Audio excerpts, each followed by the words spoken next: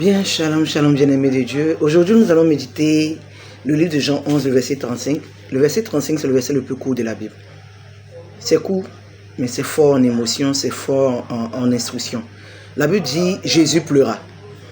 Bien-aimé, en fait, Jésus pleura pourquoi? C'est l'histoire de Lazare qui tombe malade, à qui on va annoncer à Jésus que ton ami est malade, et puis il dit « Ok, il n'y a pas de souci ». Et Jésus prend 4 jours après, il revient, on lui dit Lazare est mort. Voici que Lazare meurt et sa sœur Marthe et Marie, pour qui il a fait beaucoup de choses, beaucoup de miracles. Il a passé du temps avec eux, il a mangé. Ils ont vu Jésus guéri, ressuscité. Ils ont vu Jésus faire des choses qu'aucun être humain ne pouvait faire. Mais elle voit Jésus revenir. Et puis elle pleure. Elle pleure parce qu'elle dit que Jésus n'était pas là. J'ai compris 2 choses. Bien aimé, il arrive des situations dans notre vie où on se dit, comme nos yeux ne voient pas Jésus, Jésus n'est pas capable d'exécuter.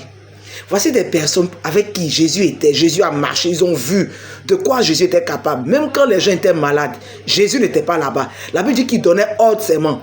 Il dit, va, ta fille est guérie. Et les gens venaient rendre témoignage pour dire, oui, effectivement, mon enfant était guéri.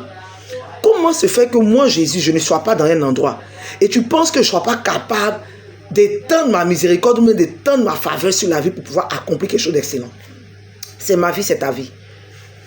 Jésus se met à pleurer parce que face à notre manque de confiance, à notre manque de sérieux envers lui, il est attristé. Il ne peut pas comprendre comment des personnes qui crient jour et nuit, Jésus, je t'aime, ah Jésus, sans toi, Jésus, Jésus, Jésus. Des gens qui disent que ouais, ah. Au passage même, il y a une parole qu'on aime se dire entre nous. Quand quelqu'un vient t'expliquer son problème, tu dis, Dieu va faire. Tout concourt au bien de ceux qui aiment Dieu.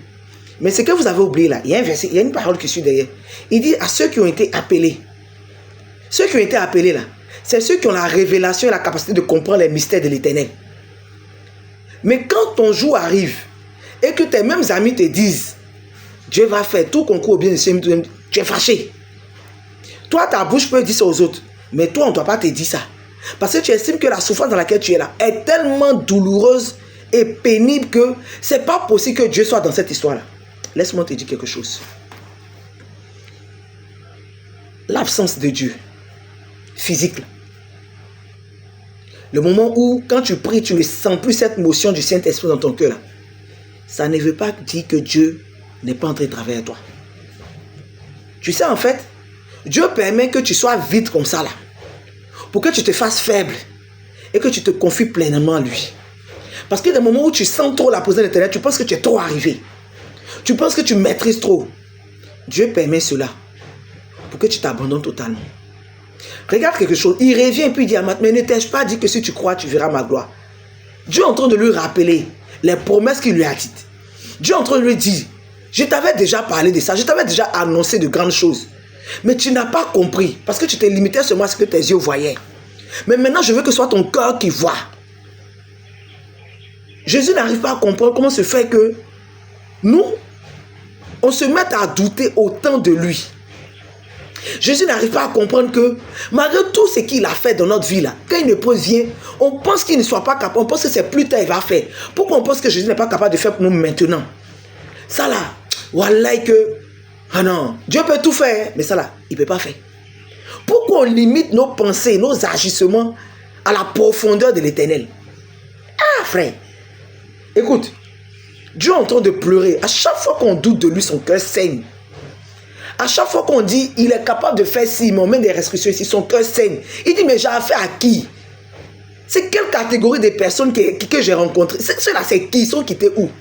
Jésus voyait déjà que quand il va partir là, déjà de son vivant, il est présent.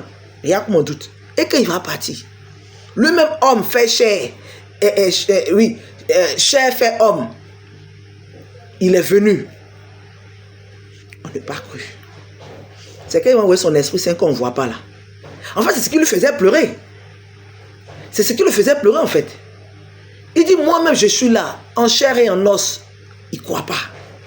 C'est quand il va partir envoyer mon esprit, c'est où on ne le voit pas. C'est ça, ces personnes-là vont croire. Et il y a nos comportements. Vous-même, regardez. Est-ce que c'est sérieux ce qu'on fait là? On n'a pas dit de ne pas pleurer. Pleurer, c'est bien.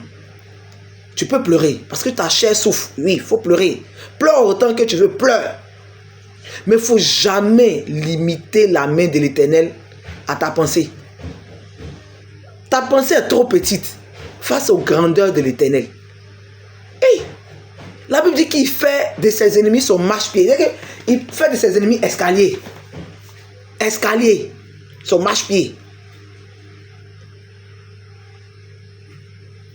Ah, est-ce qu'on sait qui on suit même? Est-ce qu'on sait de qui on parle?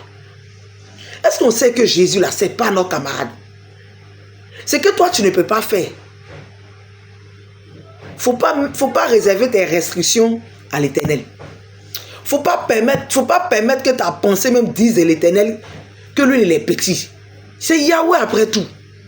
C'est Yahweh. Tu peux être fatigué. Tu peux être épuisé. Mais tant que Yahweh n'a pas dit je ne peux pas faire là, continue de croire qu'il peut faire, il va faire. Continue de croire que Dieu peut faire et il va faire. Il attend juste le bon moment où tu seras prête. Regarde quelque part ici. Il dit à ses disciples, le verset 11 à partir, il dit, le verset 12, il dit, les disciples répondit, Seigneur, si tu es endormi, il guérira. En fait, Jésus avait parlé de la mort de Lazare, mais les disciples pensaient qu'il parlait du sommeil ordinaire. Jésus leur dit alors, clairement, Lazare est mort. Je me réjouis pour vous de n'avoir pas été là-bas, parce que ainsi vous croirez en moi. C'est que lui me fait exprès de quitter le navire pour voir comment tu vas te comporter. Il dit à ses disciples, je suis content que vous n'ayez pas été là-bas, parce que si vous étiez là-bas, là, il s'était gâté. Mais comme vous n'étiez pas là-bas, là, nous tous on a constaté qu'il est mort.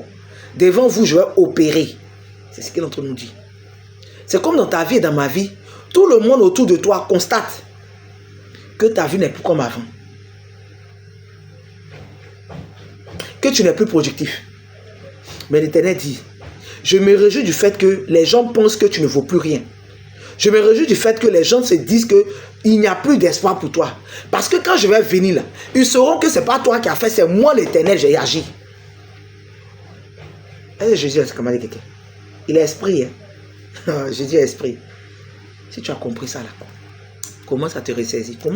Commençons à nous ressaisir. Arrêtons de faire saigner le cœur de l'Éternel. Arrêtons de dire, ça là vraiment, Dieu ne peut pas faire. Arrêtons de dire. Arrêtez ça. Alors bénis l'Éternel avec moi. Père éternel, je te rends toute la gloire. Et je te dis merci pour ce temps passé en ta qualité. Cette parole, j'avais déjà entendue, mais je n'avais pas compris. Sûrement que c'est maintenant cette parole est faite pour moi. Seigneur, je te dis merci pour ces révélations que tu m'accordes. Merci pour ta présence continuelle et constante. Merci de fortifier mes os, de restaurer mon âme. Seigneur, merci de conduire mes pas. Seigneur, David pouvait dire, même quand je marche dans la vallée de l'homme de la mort, je ne crains aucun mal, car ta houlette et ton bâton me rassurent. Ta houlette et ton bâton, ce sont tes paroles d'assurance, tes paroles qui restaurent, tes paroles qui corrigent, tes paroles qui justifient. Seigneur, même quand plus rien ne va, je reste connecté à ta parole, parce que Seigneur, si il arrivait que je t'abandonne, ma vie serait finie. Sans toi, je ne peux rien, sans toi, je ne suis rien. Je ne sais pas ce que tu es en train de faire dans ma vie, mais je sais une seule parole. Tes promesses se réalisent tout le temps. Et je crois qu'au temps favorable, Seigneur, ta lumière va luire sur ma face. Et je ferai avec toi de grands espoirs. Partout où j'irai, je proclamerai ton Saint-Nom. Je rendrai grâce à l'Éternel parce qu'il m'a secouru. Il a été mon bouclier, mon protecteur. Il a été celui qui m'a affermi. Il était celui qui a consolé mon cœur. Alors rien ni personne ne pourra me détacher de ton amour. Seule la mort, même la mort ne pourra pas m'arracher à ta vie. Parce que je sais que tu es un Dieu vivant, tu es un Dieu victorieux. Je te prie pour toutes les personnes qui suivent jour et nuit, qui prient, qui jeûnent, qui espèrent, qui aspirent à te rencontrer. Seigneur, fais-leur la grâce de te reconnaître comme Seigneur Sauveur et que leur cœur tressaille de joie et que ton nom ne cesse de briller sur le toit de leur maison. Amen. Merci Jésus.